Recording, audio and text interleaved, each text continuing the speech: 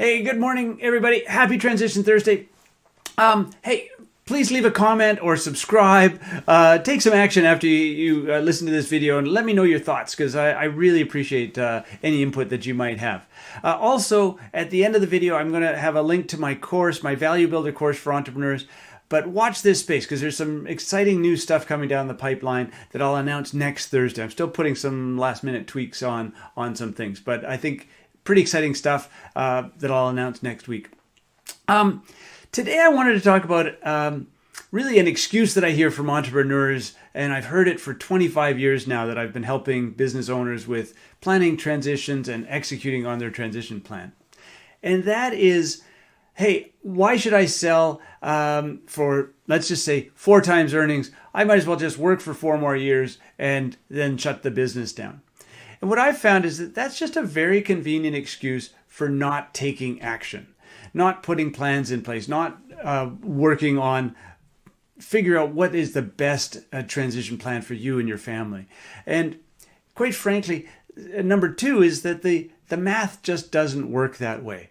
So if I was going to actually put together a nice table and show you an example, but there are so many different nuances and so many different calculations that can go into that sort of argument that I didn't want to kind of complicate it for one particular example.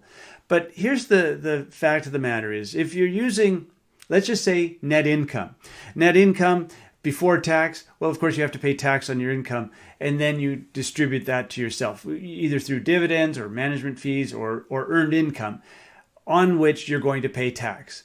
So for argument's sake, if you make $1 million of net income, you pay your corporate tax, whatever that might be in the province, state, country that you live in, and then you have to distribute that to yourself, and there's generally additional tax on that in most places.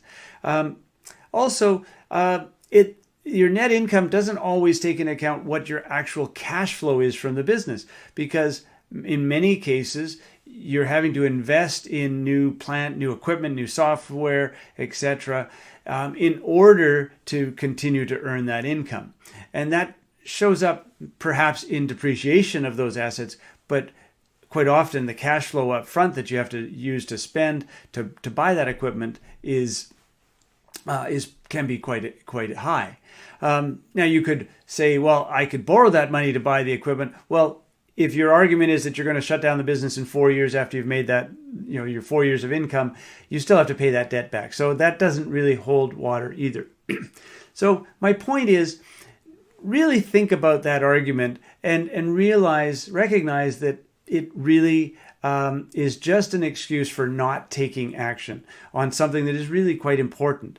If you want to build value for yourself, for your family, for your future estate, all businesses are going to transition to new owners, or they're going to be shut down. So put the plans in place now, build the value. Don't make excuses for not taking action, because it's really important that you take action today that's going to pay big dividends in the future. So that's my message for today. I hope you have a great day. I'll add the link to my course down below. But as always, I'd love to hear your comments, and I will talk to you next week. Bye.